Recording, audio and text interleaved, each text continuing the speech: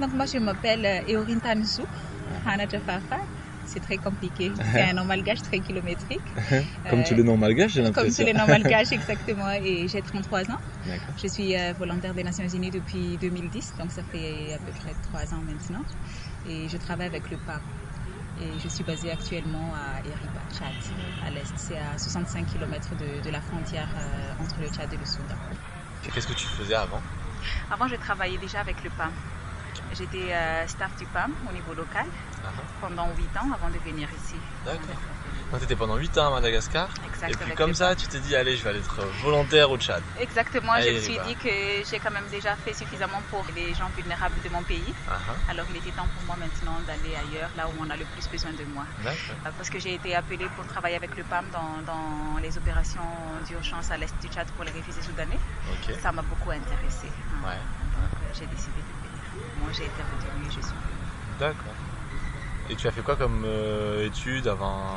Je suis juriste. D'accord. Je suis juriste. Mon plus grand rêve avant c'était de devenir magistrat. D'accord. Un juge de siège. Et après ça a changé depuis en 2002 quand j'ai rejoint le PAM. Et j'ai commencé à voir que ça m'intéresse d'aider les gens. J'étais très intéressée à ça et je crois beaucoup aussi à ce que le PAM fait. Parce que vraiment ce qu'il fait c'est quelque chose de tangible, c'est quelque chose qui touche directement les populations en besoin. Et après quand le programme volontaire m'a donné cette opportunité de continuer ça au-delà des frontières de mon pays, alors j'ai sauté sur l'occasion pour dire oui. L'humanitaire, c'est vraiment quelque chose qui est venu après tout ça, après le fait d'être juriste et tout ça. Ce qu'il y a, c'est que j'ai été toujours volontaire. Je crois que la vocation était déjà au fond, mais je ne l'avais pas compris. C'est au moment où j'ai rejoint le PAM que j'ai compris que j'avais cette vocation-là et surtout au moment où je suis venue ici. Naturellement aussi, je ne suis pas trop quelqu'un d'intéressé. Et alors, qu'est-ce que tu faisais avec le PAM à Madagascar et qu'est-ce que tu fais avec le PAM ici? Là-bas, j'étais souvent sur le terrain. J'ai travaillé dans un sous-bureau et j'ai principalement travaillé avec le programme.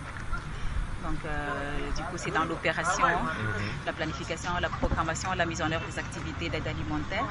Et j'étais souvent en contact avec les bénéficiaires. D'accord. Et c'est la même chose également ce que je suis en train de faire ici. Mais certainement, le niveau de responsabilité a changé. Ça a augmenté. C'est parce que j'ai quand même travaillé 8 ans à Madagascar. On a besoin de certaines compétences. La volonté en soi, c'est vrai qu'on en a besoin et c'est bien. C'est un caractère essentiel, fondamental pour être volontaire des Nations Unies. Mais on a besoin aussi de renforcer et d'avoir certaines compétences pour pouvoir justement aider convenablement. Donc raconte-moi un peu le contexte, comment ça se passe là-bas, qu'est-ce que c'est, comment... Je vais te raconter comment ça s'est passé. Je viens de Madagascar. J'habite dans une ville appelée Tuléar. C'est au sud. C'est une province, donc c'est quand même une grande ville.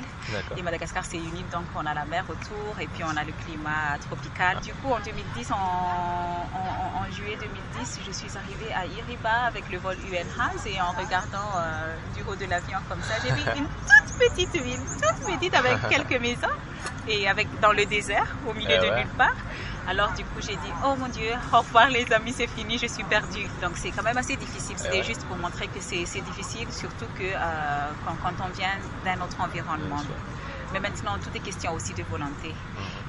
Quand on arrive, on essaie de s'adapter. Par exemple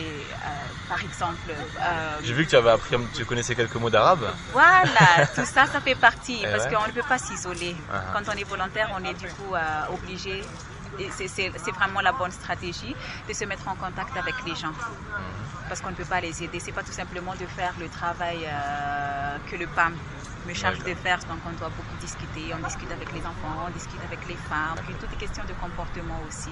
Alors petit à petit, les gens se sont aperçus que je ne suis pas là, nous ne sommes pas là pour changer leur culture ni pour changer leur religion, mais beaucoup plus pour apporter des nouvelles choses, quelque chose de constructif, quelque chose qui va aider les générations futures. Non, tout le monde dans la ville connaît mon nom.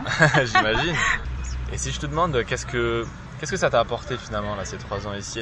Parce que j'imagine que tu as évolué, tu as changé, mais je sais pas, décris-moi peut-être. D'abord, il y a une satisfaction interne. Pour moi, ça c'est fondamental. J'ai quand même pu réaliser un de mes rêves. Pouvoir aider là où on a vraiment besoin, parce que quand vous allez entrer dans les camps des réfugiés, vous allez vous apercevoir que c'est vraiment un contexte difficile. Pas seulement pour nous qui travaillons, qui aidons ces gens-là, mais surtout pour eux-mêmes. Est-ce que le fait d'être volontaire, ça change la manière dont tu travailles? Simplement, peut-être que le fait d'être volontaire apporte un peu plus encore de conscience. D'accord. Apporte un peu plus de conscience en disant que c'est ma mission. Je me suis engagée pour aider les gens. J'ai déclaré que j'ai la volonté de le faire. Alors, je le fais bien, avec persévérance et avec beaucoup de patience et avec beaucoup de tact et de professionnalisme. Ça, c'est vrai, mais normalement, ça ne doit pas changer beaucoup de choses, mais c'est un peu plus de conscience. D'accord, ça renforce. Et c'est quoi les qualités nécessaires à ton avis pour travailler dans ce genre de contexte, sur ce genre de mission? C'est tout simplement être humain. Être humain, se dire comprendre les souffrances des autres, comprendre aussi les attentes, être à l'écoute de leurs attentes. Et par rapport à la question des réfugiés à Iriba, comment est-ce que tu décrirais la situation? Est-ce que c'est plus ou moins stable? Est-ce que c'est toujours problématique? Les contextes ça change, ça évolue. Mais ce qu'il y a, c'est que c'est une opération quand même qui a duré. Les camps sont là depuis 2004. Être réfugié, ça n'a jamais été confortable. Et comme je venais de dire tout à l'heure, c'est une situation très difficile. Surtout pour tout le monde, pour les parents, pour les enfants, si on pense par rapport à l'avenir. Mais ce qui est très intéressant, c'est que moi j'ai travaillé seulement avec les réfugiés soudanais, mais ce sont des gens qui sont très courageux, ce sont des gens aussi qui sont ouverts, et puis ils ont pu développer une certaine stratégie de survie. Qu'est-ce que tu conseillerais aux nouveaux volontaires qui débarqueraient comme ça à Iriba ou ailleurs? Que moi personnellement j'ai l'habitude de dire ça à des gens que c'est une chance pour moi de pouvoir faire une telle mission. Les conditions sont très difficiles, mais c'est pas à tout le monde de donner de faire ça. Et juste être humain et puis d'être courageux aussi, ça aussi je leur conseille, d'être persévérant aussi. J'ai les compétences de le faire, je suis outillée pour le faire, alors c'est de le faire avec beaucoup de joie et beaucoup d'amour aussi. C'est ça tout ça. Parce que c'était un défi pour toi à la base quand même, quand tu es parti. Je suis quelqu'un qui n'aime pas beaucoup la routine. S'il n'y a pas de défi, moi-même je l'apporte. D'accord. C'est-à-dire, c'est toi qui le crée. Exactement, je crée.